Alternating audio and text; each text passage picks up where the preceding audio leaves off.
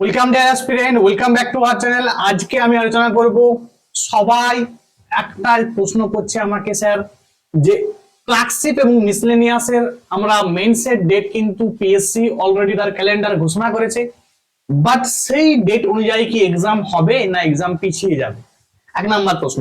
দ্বিতীয় নাম্বার প্রশ্ন, যে স্যার ক্লার্কশিপ এবং মিসলেনিয়াস যদি ওই ডেটেই হয়, তাহলে রেজাল্ট কেন এখনো বেরোয়নি? রেজাল্ট কবে বেরোবে? আচ্ছা, 3 নাম্বার কোশ্চেন কি? 3 নাম্বার প্রশ্ন, যে এই মেন্সের ডেট কি পরিবর্তন হতে পারে? এই যে ক্লার্কশিপ বা মিসলেনিয়াসের মেন্সের ডেট কি পরিবর্তন হতে পারে? এবং ওবিসি যে কেস আছে, সে ওবিসি কেসে অনগোয়িং যে রিক্রুটমেন্ট বা অনগোয়িং যে এক্সাম গুলো, পরীক্ষাগুলো হয়ে গেছে, তাতে কোনো ইফেক্ট পড়বে কিনা? তো আমি এই কোশ্চেন গুলো কিন্তু আজকে তোমাদের উত্তর দেওয়ার জন্য আমি আসলাম। দেখো, তোমরা নিশ্চয়ই জানো যে শ্রদ্ধেয় কিন্তু প্রাক্তন পিএসসির যিনি স্যার আছে, উনি কিন্তু বলেছেন, নামটা বলে দিচ্ছি, নীলাদ্রি স্যার। উনি কিন্তু বলেইছেন যে ওবিসি কেসে অনগোয়িং রিক্রুটমেন্টে কোন রকম প্রভাব পড়বে না।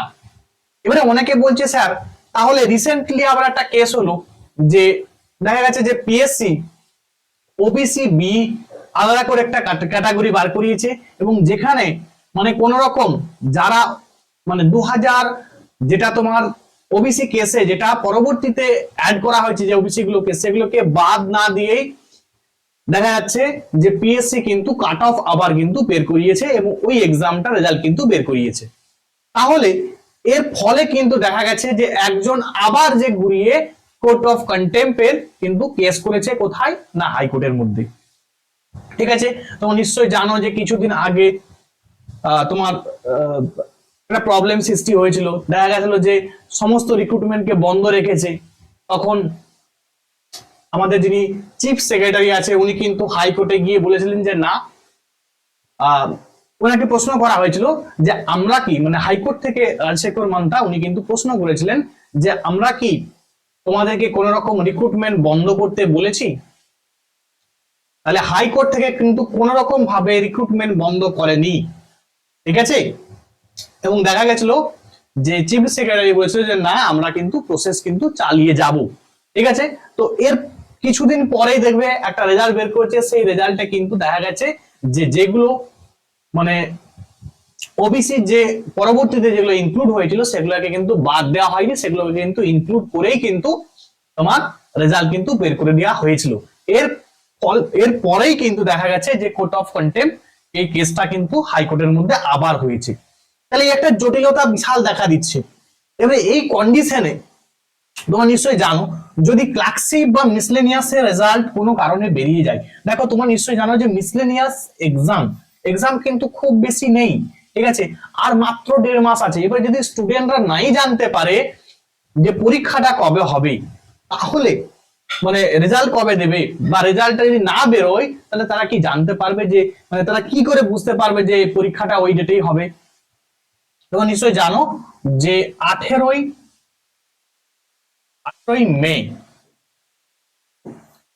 মে কিন্তু এক্সাম ডেট কিন্তু ঘোষণা করেছে পিএসসি। কিন্তু দেখো, যদি 18ই মে এক্সাম হয়, আমি একবার দেখে নিচে দাও ক্যালেন্ডারটা, 1 মিনিট দাঁড়াও।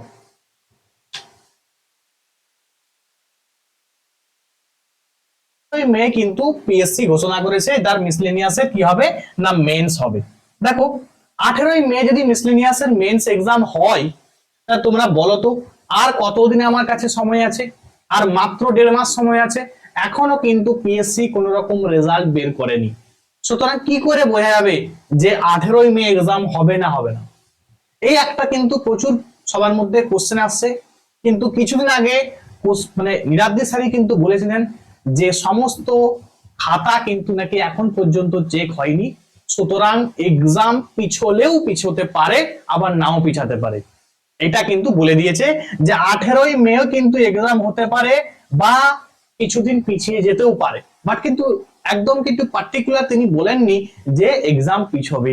সুতরাং আমার কাছে তোমাদেরকে একটাই কথা বলবো, যে তোমরা কিন্তু আমার যদি সাজেশন নিতে চাও, তাহলে বলবো যে 18ই মে যে ডেট আছে, এই ডেটকে ধরে কিন্তু সবাই পড়ো।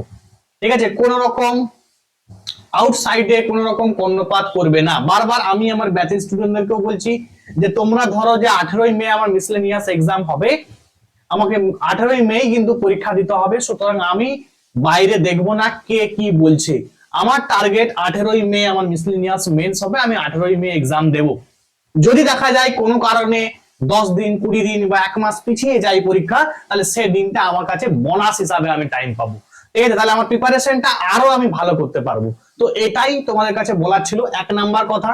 দ্বিতীয় নাম্বার কথা, যারা ক্লার্কশিপের জন্য মেন্সের জন্য ওয়েট করছো, চিন্তা করার কিছু নেই। তোমরা যে ডেট দিয়েছে সেই ডেট অনুযায়ী কিন্তু পড়ে যাও। জুন মাসে যেরকম 16ই জুন না কত একটা জুন, জুন মাসেই একদম ডেটটা ঘোষণা করেছে, 16ই জুন আর হবে, 16ই জুন। তো 16ই জুন ধরেই কিন্তু তোমরা পড়ো, কারো কথা শুনবে না। কেউ যদি বলে আমি শুনেছি বলেছে যে আমাকে এক্সাম পিছিয়ে যাবে, এই ব্যাপার সেই ব্যাপার, কর্ণপাত করবে না।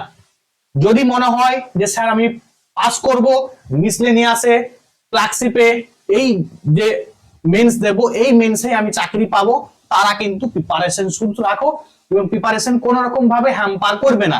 ঠিক আছে, মনের মধ্যে এরকম হতে পারে যে এক্সাম হবে না হবে না হবে না হবে না, কেন বেকার এখন থেকে পড়তে হবে, আমি এখন অবজেক্টিভ পড়বো না ডেসক্রিপটিভ পড়বো। আমি বলবো দুটো একসঙ্গে চালিয়ে যাও, অবজেক্টিভও পড়ো ডেসক্রিপটিভও পড়ো, দুটো পড়াকেই কিন্তু সাইমultaneously তোমাকে এগিয়ে যেতে হবে। ঠিক আছে, তুমি একটা করবে না এইভাবে কিন্তু ছেড়ে দিলে কিন্তু হবে না, তোমাকে দুটোই করতে হবে।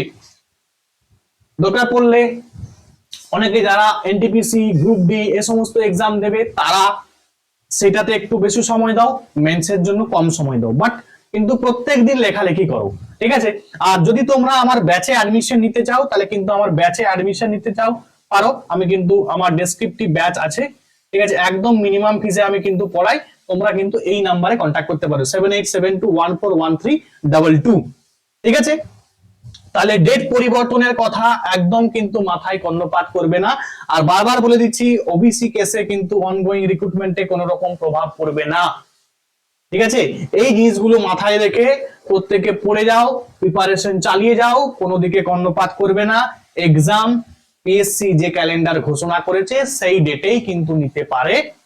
ঠিক আছে, সেই ডেটকে ধরেই তুমি কিন্তু পড়ে যাও। কারণ নিশ্চয়ই তুমি জানো এই রিসেন্টলি আগের বছরই ডাব্লিউবিসিএস এর রেজাল্ট কিন্তু 1 মাস আগে প্রকাশ করেছিল, 1 মাস আগে, এবং 1 মাসের পরে ডাব্লিউবিসিএস এর মেন্স হয়েছিল। বলো তাহলে, যারা ডাব্লিউবিসিএস এ তোমরা নিশ্চয়ই জানো কতগুলো সাবজেক্ট আছে, এতগুলো সাবজেক্টে প্রিপারেশন কি করে নেবে, অনেক সমস্যা হয়ে যাবে।